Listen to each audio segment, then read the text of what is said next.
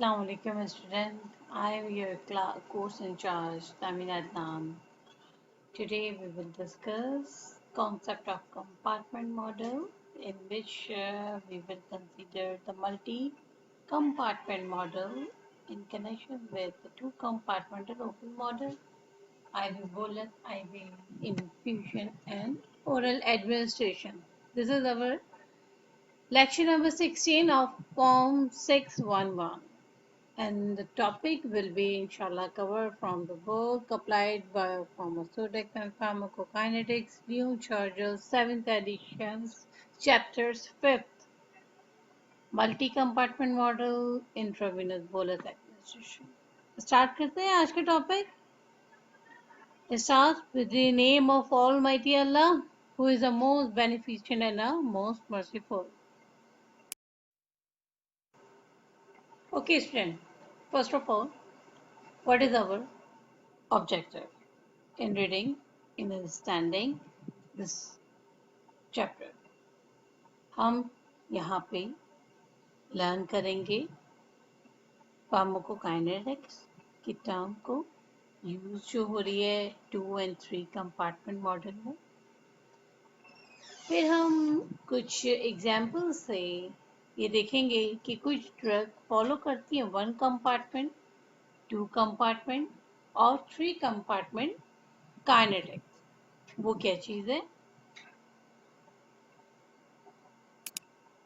हम with the help of equation and graph to simulate plasma drug concentration at the various time point after IV bolus injection of a drug that follow the pharmacokinetics of a 2 or 3 compartment model drug. इसको हम आज देखेंगे इंशाल्लाह। पहले तो हम ये देख लें कि हमें ज़रूरत क्या पेश आई कि हम फार्माकोकाइनेटिक्स मॉडल्स को बनाएं या फिर हम उसको अंडरस्टैंड करें। एक्चुअली में फार्माकोकाइनेटिक्स मॉडल्स जो यूज़ होते हैं वो किसी भी कॉम्प्लेक्स प्रोसेसेस को जो कि बॉडी के अंदर हो रहा है आफ्टर द ड्रग एडमिनिस्ट्रेशन उसको सिंप्लीफाई करें। अब जैसे कि आपको बताया था कि बॉडी के अंदर ड्रग के जाने के बाद कौन से ADME है ना, absorption, distribution, metabolism and elimination, ये फिनोमेना होता है। तो यही हम ड्रग के बारे में मालूम करना चाह रहे हैं कि ड्रग जो बॉडी के अंदर जा रही है तो वो किस तरह से डिस्ट्रीब्यूट हो रही है और उसकी एलिमिनेशन क्या है। इसको हम अच्छी तरीके से समझ सकते हैं with the help of the pharmacokinetic model. और ये जो मॉडल है ये सिंप्लीफिकेशन कर देते हैं इन अंडरस्टैंडिंग कि हम, चूँकि हम ये तो नहीं जान सकते कि क्वांटिटेटिवली किस एरिया से ड्रग कितनी डिस्ट्रीब्यूट है या कितनी एलिमिनेट हुई है, मगर with the help of this pharmacokinetic model हम एनेबल होते हैं कि हम इस फिनोमिना को अंडरस्टैंड कर सकते हैं जो कि बॉडी के अंदर हो रहा है after drug administration. Okay student, जब हम बात कर रहे हैं आपसे कंपार्टमेंटल मॉडल की तो ये बताना ज़रूरी है कि ड्रग की कंसंट्रेशन यकीनन वेरी करेगी central compartment to peripheral compartment. अब ये सेंट्रल कंपार्टमेंट क्या होता है और पेरिफेरल कंपार्टमेंट क्या होता है, इसके बारे में हम आपको इस तरह से बता देते हैं। ओके, जो ये मल्टी कंपार्टमेंट मॉडल होते हैं are developed to explain and predict the plasma and the tissue concentration for the behaviour of these drug. अब in this model the drug distribute into 2 compartment, जैसे मैंने आपको अभी पहले बताया था, central compartment and peripheral compartment.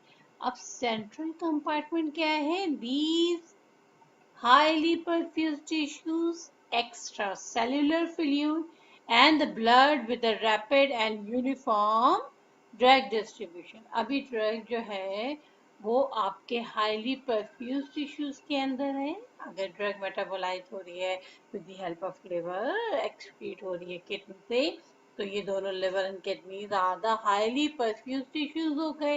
Extra cellular fluid, extra cellular fluid जो आपकी वेसल्स चेस्ट में के ब्लड का फ्लो हो रहा है, यहाँ पे ड्रग ज्यादा डिस्ट्रीब्यूट होगी, यकीनन वो मेन स्ट्रीम में पहुंच रही है और यकीनन यूनिफॉर्म ड्रग डिस्ट्रीब्यूशन हो। तबकि पेरिफेरल कंपार्टमेंट क्या होता है? The compose of the tissues with the lower blood perfusion and the different affinity for the drug with slow drug distribution. अब ये आ गया पेरिफेरल कंपार्टमेंट के, अब सेंट्रल कंपार्टमेंट से ड्रग जो है वो पेरिफेरल की तरफ जा रही है और पेरिफेरल टिश्यूज पे मबनी एक कंपार्टमेंट है जहाँ पे कि ब्लड का फ्लो भी कम है और इसी वजह से यहाँ पे स्लो ड्रग की डिस्ट्रीब्यूशन है। अच्छा, यहाँ पर हर पेरिफेरल कंपार्टमेंट यकीनन कुछ ना कुछ एब्जॉर्प्शन की टेंडेंसी रखता है जो कि डिफरेंट होगी from one organ to another organ and one drug to another drug। हमने आपसे डिस्कस किया था सेंट्रल कंपार्टमेंट। सेंट्रल कंपार्टमेंट को हम रिप्रेजेंट करेंगे सीपी से और पेरिफेरल कंपार्टमेंट को रिप्रेजेंट करेंगे सीटी से। इसको रिप्रेजेंट करना ज़रूरी है क्योंकि आगे जो हम डेरिवेशन ड्राइव करेंगे वो हम इन दोनों की मदद से करेंगे। अच्छा भाई, हकीकतन ये होता है कि body is more complex than depicted in the simple one compartment model and eliminating organs such as liver, kidney. ये बहुत ज़्यादा कॉम्प्लेक्स होते हैं than a simple extractor।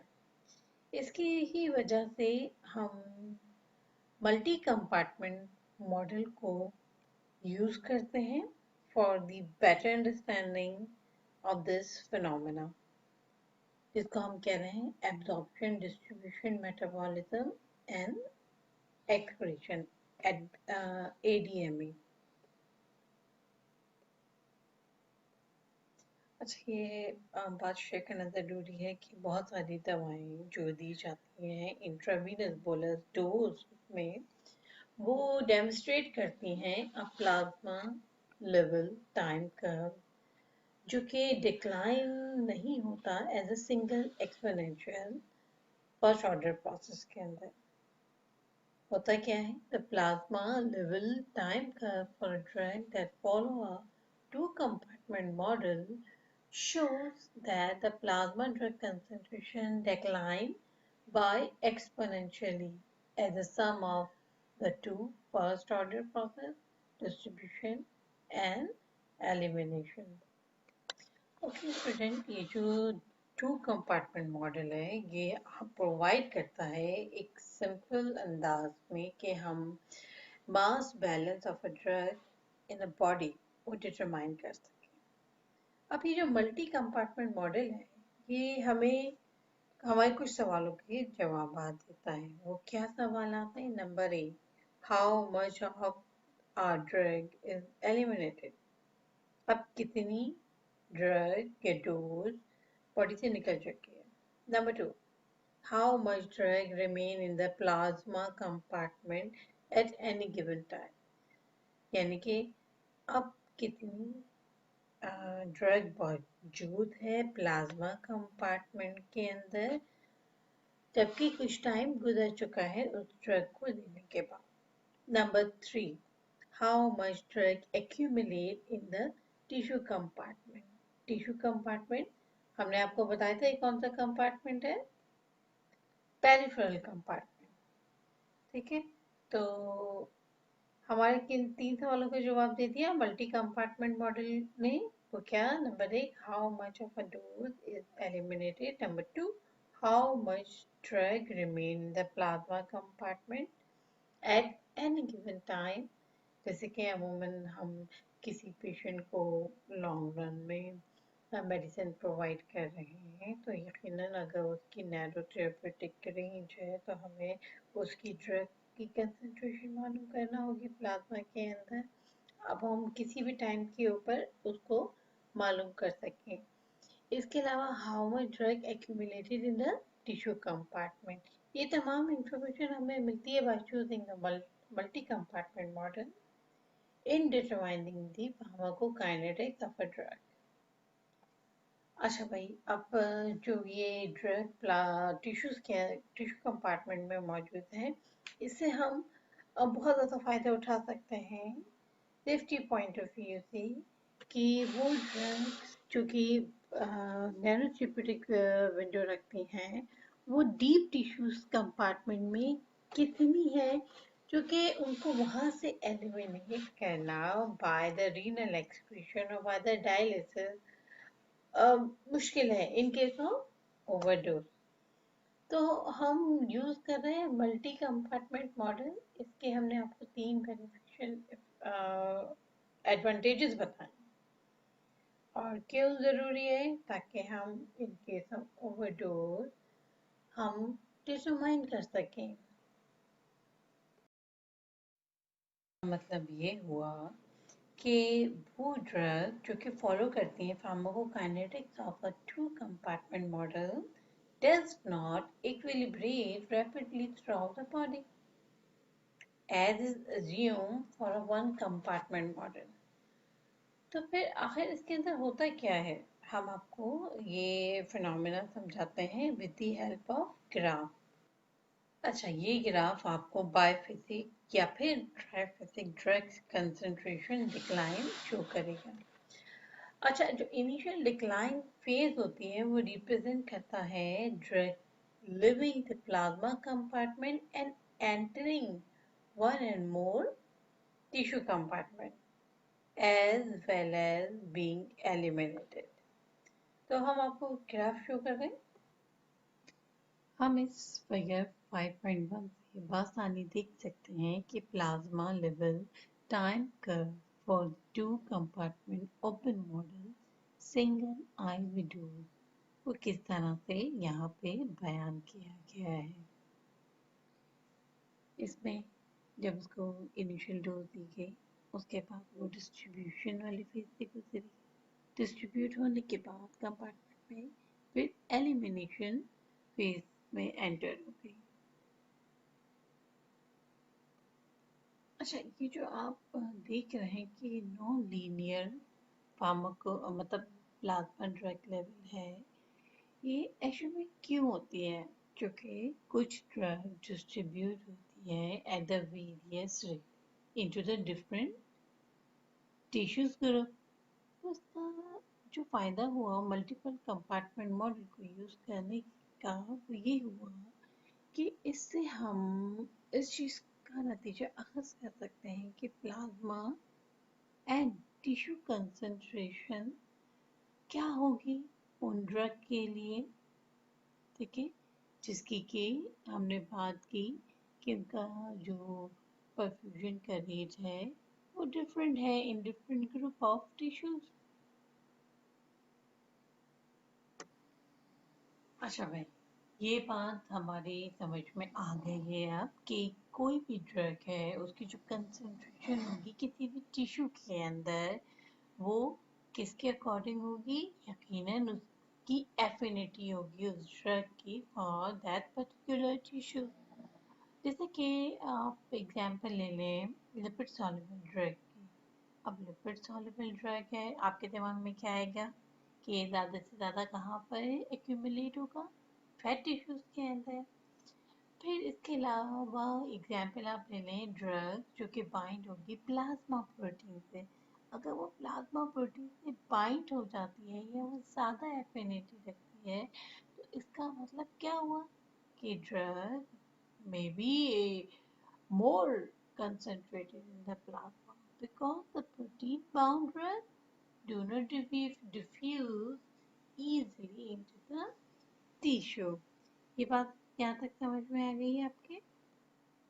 अच्छा, तो अब हम अगर मालूम ये करना चाहें कि किसी टिश्यूज के अंदर ड्रग की कितनी कंसंट्रेशन मालूम है कितनी कंसंट्रेशन मौजूद है। तो ये जो टिश्यू सैम्पलिंग होती है इज इनविजिबल, और जो ड्रग की कंसंट्रेशन है इन the tissue sample may not be represent the drug concentration in the entire organ. अब ये जरूरी भी नहीं कि पूरे ऑर्गन के अंदर होमोजेनस डिस्ट्रीब्यूशन हो।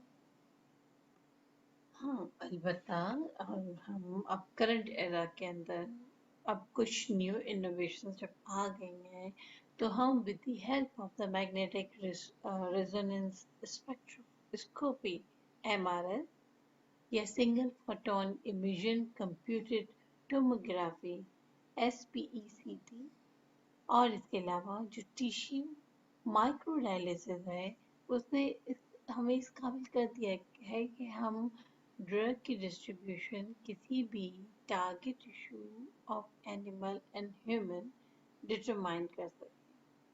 ये जो इनोवेटिव टेक्नोलॉजीज हैं इन्होंने हमें एनेबल कर दिया है कि हम फॉलो करें the path of the drug from the plasma compartment into anatomical defined region or tissue with the help of these latest technology. ज़्यादातर मल्टी कंपार्टमेंट मॉडल जो कि यूज़ होते हैं फार्माकोकाइनेटिक्स के अंदर, वो मैमिलरी मॉडल होते हैं। ये मैमिलरी मॉडल जो होते हैं ये well connected and dynamically exchange drug concentration between the compartments, making them very suitable for modeling drug distribution. अच्छा, आप अभी टेबल नंबर 5.1 के अंदर ब्लड फ्लो को देख सकते हैं टू द ह्यूमन टिश्यू।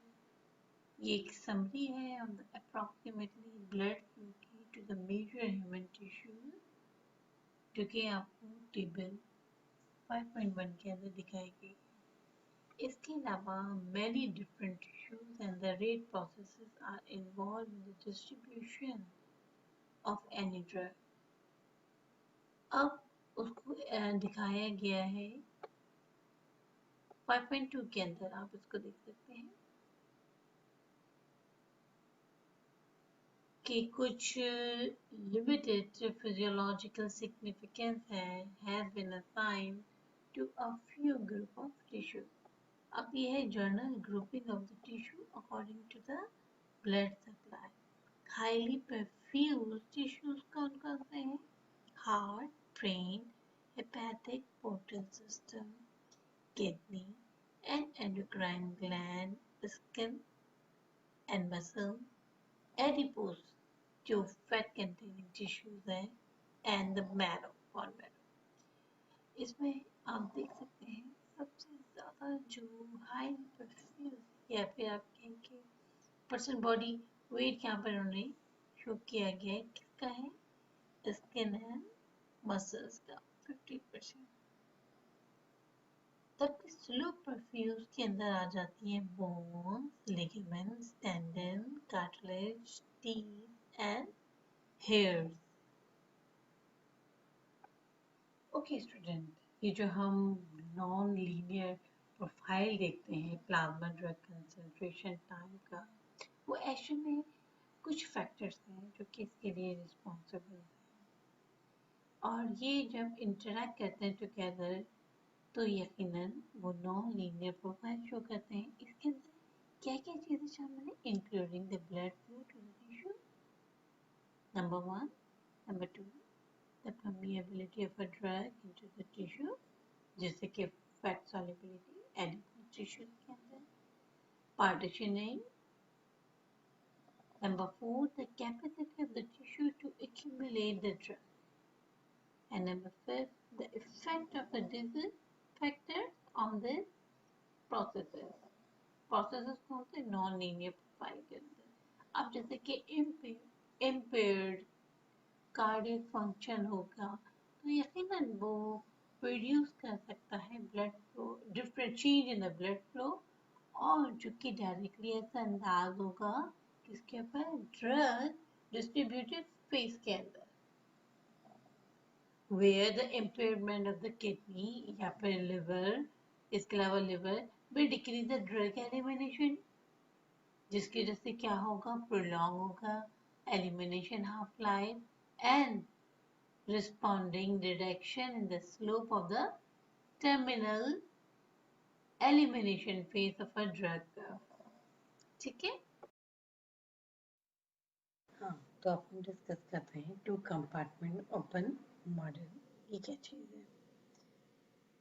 तमाम ज़्यादातर जो ड्रग्स होती हैं जिनको कि हम देते हैं सिंगल इंट्रावेनस बोलस डोज में, वो डेमोन्स्ट्रेट करती हैं प्लाज्मा लेवल टाइम का that does not decline as a single exponential या first order process का। तो ये जो प्लाज्मा लेवल टाइम कर्व है ड्रग का, जो कि फॉलो कर रहा है टू कंपार्टमेंट मॉडल, जिसे कि आप फिगर 5.1 में देख चुके हैं, like in this figure show that the plasma drug concentration decline by exponentially।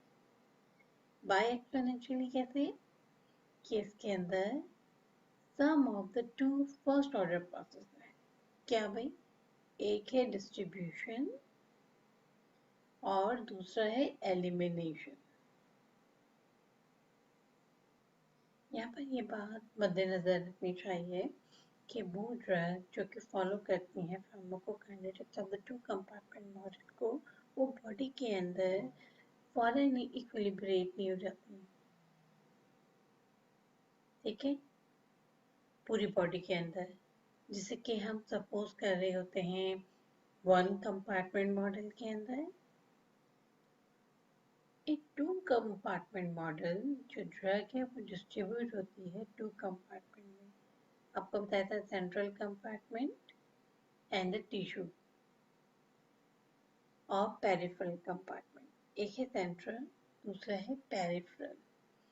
और जो ड्रग डिस्ट्रीब्यूट हो रही है rapidly and uniformly is the central compartment. और जो सेकंड कंपार्टमेंट है जिसको कि हम टिश्यू या फिर पेरिफेरल कंपार्टमेंट कहते हैं, इसके अंदर क्या चीजें शामिल हैं? Tissues in which the drug equilibrate more slowly. Central compartment में तो फॉरन हो जाता है, बट पेरिफेरल के अंदर वो स्लोली इक्विलिब्रेट होता है। तो जो ड्रग ट्रांसफर हो रही है between the two compartment is assumed to be take place by first order process. अच्छा भाई, ये जो different possible two compartment model है जो कि यहाँ पे फिगर पॉइंट 2 के अंदर दिखाया गया है, मैं आपको डायग्राम शो करती हूँ। This is 5.2। अच्छा, इसके अंदर जो ये मॉडल ए आपको दिखाई दे रहा है, ये model A is used most often and describe the plasma level time curve। और इसके अंदर जो ये कंपार्टमेंट 1 है या सेंट्रल कंपार्टमेंट, और जो दूसरा कंपार्टमेंट है वो है टिश्यू कंपार्टमेंट या फिर पेरिफेरल कंपार्टमेंट। और जो रेट कांस्टेंट है वो के से रिप्रेजेंट कर रहे हैं, K12 एंड K21 रिप्रेजेंट कर रहा है first order rate transfer constant for the movement of a drug from the compartment 1 to compartment 2।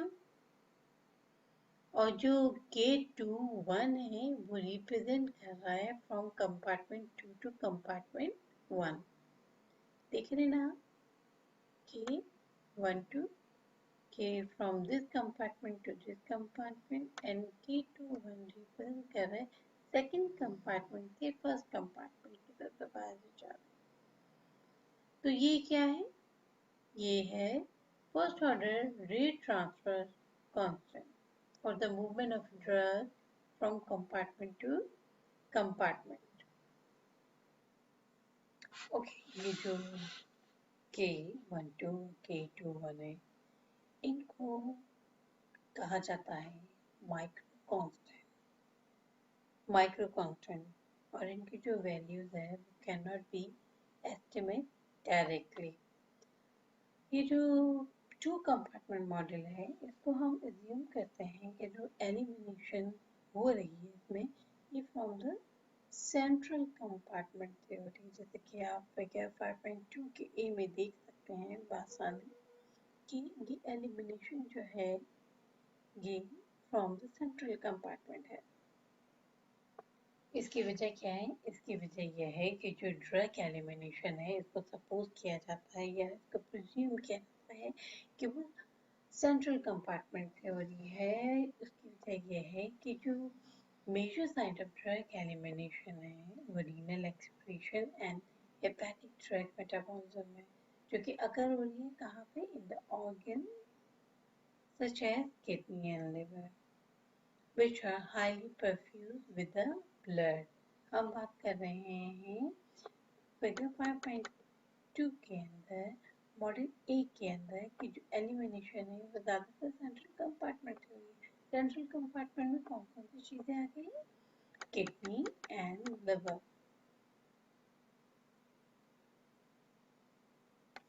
अच्छा, ये जो प्लाज्मा लेवल टाइम कर्व है ड्रग के लिए जो कि फॉलो करती है टू कंपार्टमेंट मॉडल को, उसको दो हिस्सों में डिवाइड किया गया है। पार्ट ए जो है डिस्ट्रीब्यूशन फेज, आप इसको देख रहे, ये डिस्ट्रीब्यूशन फेज है, देखिए। एंड द बी जो कि बी फेज है, जो कि किस चीज को शो कर रहा है? An elimination phase. ये जो टू कंपार्टमेंट मॉडल है ये अज्यूम करता है कि T0 जब टाइम T0 था तो फिर no drug is in the tissue compartment. अब after an IV bolus injection drug equilibrate rapidly in the central compartment। Drug जो है वो पहले सेंट्रल कंपार्टमेंट के अंदर इक्विलिब्रेट हुआ। The distribution phase of the curve represent the initial, अच्छा ये जो phase है वो शो कर रहा है initial more rapid decline of a drug from the central compartment into the tissue compartment। अब जैसे कि आप इस वाली फिगर के अंदर आसानी देख सकते हैं, सेंट्रल कंपार्टमेंट से ये टिश्यू कंपार्टमेंट में इक्विलिब्रेट हो रहा है। मैं जब आपको ये एक्सप्लेन कर दिया फिगर 5.2 के अंदर मॉडल ए के अंदर और बताया कि जो ड्रग एलिमिनेशन है most of the time two compartment model, ये सपोज की जाती है कि ये एलिमिनेशन अकर हो रही है from the central compartment model. क्यों सेंट्रल कंपार्टमेंट? क्यों? क्योंकि इसके अंदर शामिल है renal and hepatic organs. Renal से एक्सक्रीशन हो रही है और हेपेटिक लिवर जो है वो ड्रग मेटाबॉलिज्म में इन्वॉल्व है। तो यानी कि ये यहाँ पे ज़्यादा हाईली परफ्यूज ब्लड सर्कुलेशन है, ठीक है। अच्छा भाई आप ये ग्राफ देखिए, इसके अंदर जो प्लाज्मा लेवल टाइम का प्लाज्मा लेवल टाइम ग्राफ जो है वो टू कंपार्टमेंट को शो कर रहा है और ये दो हिस्सों में बटा हुआ है। नंबर ए क्या है? ये है डिस्ट्रीब्यूशन फेज और बी क्या है? बी है इज द एलिमिनेशन फेज। तो टू कंपार्टमेंट मॉडल इसको अज्यूम किया जाता है कि टाइम जीरो पे, जैसे मैंने पहले भी बताया था, no drug is in the tissue compartment. और जैसे ही इसको हमने IV बोलस इंजेक्शन दिया तो ड्रग जो है वो इक्वली डिस्ट्रीब्यूट हो गई rapidly in the central compartment.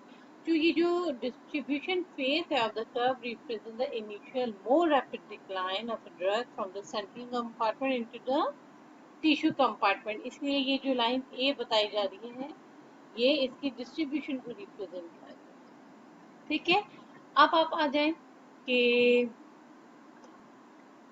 अच्छा जो ड्रग है वो ड्रग की जो एलिमिनेशन है और जो डिस्ट्रीब्यूशन है, क्योंकि ये वाकया हो रहा है कंकरेंटली, तो इसमें क्या हो रहा है कि जो net transfer of a drug from the central compartment to the tissue compartment ये फास्टर है than the rate of elimination. आप ये देखें ये डिस्ट्रीब्यूशन कंसंट्रेशन जो है ये फास्टर है as compare to the elimination. अब हम रिलेशनशिप भी देख लेते हैं कि क्या रिलेशनशिप एक्सिस्ट करता है between the tissue and the plasma drug concentration for a two compartment open model के अंदर। आप इस ग्राफ को देख लें, एक आईवी बोलस देने पे इसकी इनिशियल जीरो थी, टाइम जीरो पे फिर कंसंट्रेशन, फिर distribution and finally the elimination from the plasma. जबकि टिश्यू में वो ग्रेजुअली राइज होगा, डिस्ट्रीब्यूट हो रहा है, फिर उसके बाद elimination start. The maximum tissue drug concentration may be greater or less than the plasma drug concentration. ये बात समझ में आ रही है कि जो मैक्सिमम टिश्यू की ड्रग की कंसंट्रेशन है वो may be greater or less than the plasma drug concentration.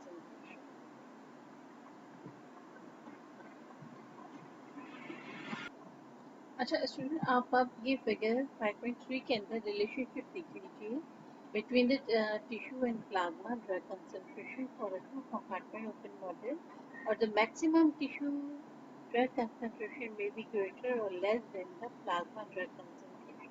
अब हम अपनी डेरिवेशन को ड्राइव करते हैं। चलिए आप देखिए। अच्छा, यहाँ पर ये एक रिलेशनशिप है between the amount of a drug in each compartment and the concentration of a drug in that compartment. So in equation 5.3 and 5.4 अब सेंट्रल कंपार्टमेंट के अंदर जो कंसंट्रेशन होगी वो CP is equal to amount of drug in the central compartment divided by volume of a drug in the central compartment।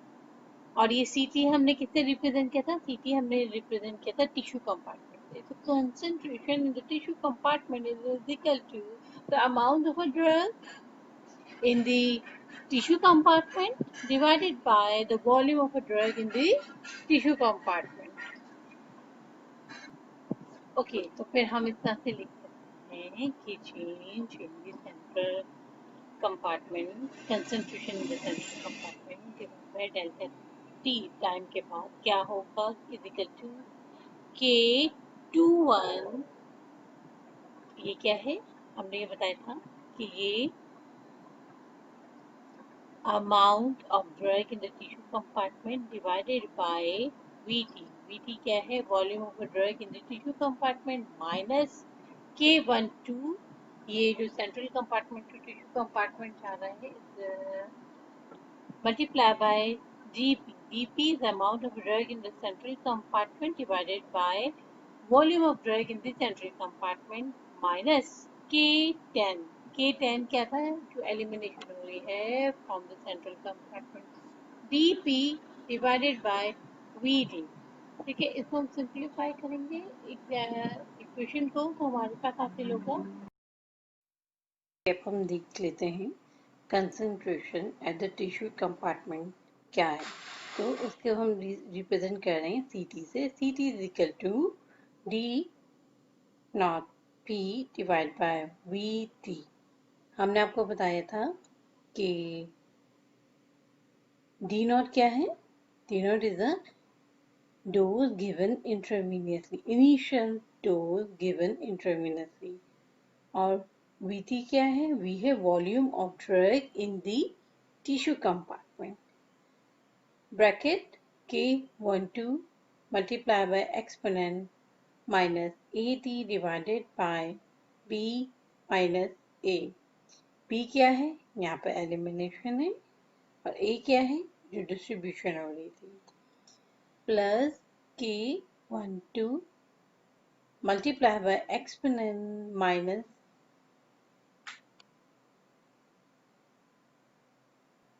BT divided by A minus B। अच्छा, ये एक जो इक्वेशन है ये रिप्रेजेंट कर रही है ड्रग की concentration in the central compartment, तबकि CT रिप्रेजेंट कर रही है ड्रग की concentration after intravenous bolus infusion tissue compartment के अंदर क्या होगी। तो हम इन दोनों इक्वेशन से कंसंट्रेशन को डिटरमाइन कर सकते हैं। अच्छा, इन्हीं इक्वेशंस को अगर हम और सॉल्व करेंगे तो हमारे पास ये इक्वेशन निकलेगी फॉर द सेंट्रल कंपार्टमेंट। क्या है? D P is equal to D naught P bracket K two one minus A exponent minus A T divided by B minus A plus k21 minus b x multiplied by exponent minus bt divided by a minus b। ठीक है। इसी तरह जो हमारे पास dose आ रही है, D represent कर रहा है डो अमाउंट को या डोज को, अमाउंट पर drug in the tissue compartment D T. तो क्या होगा? D naught P bracket k12 multiply by exponent minus at divided by b minus a plus k12 divided by a minus b multiplied by exponent minus bt। Okay student, फिर हम देख लेते हैं कि इस वाली इक्वेशंस के अंदर जो डी नॉट पी है वो है dose given intravenously at time t after the administration of a dose, और ये अल्फा और बीटा जो है are the constant and that depend solely on the K12 and K21 and K10. This is elimination rate constant. The amount of a drug remaining in the plasma and tissue compartment at any given time may be described realistically by the equation 5.9 and 5.10। अच्छा, हम आज का lecture यहीं पर ख़त्म करते हैं। मैं आप लोगों को स्लाइड शेयर कर देती हूँ। इसके अलावा अगर आपको कोई क्वेश्चन हो तो आप अपने सिया जीआर को कम्युनिकेट कर दीजिएगा, वो मुझे कम्युनिकेट कर देंगे। टिल देन, अल्लाह हाफ़िज़।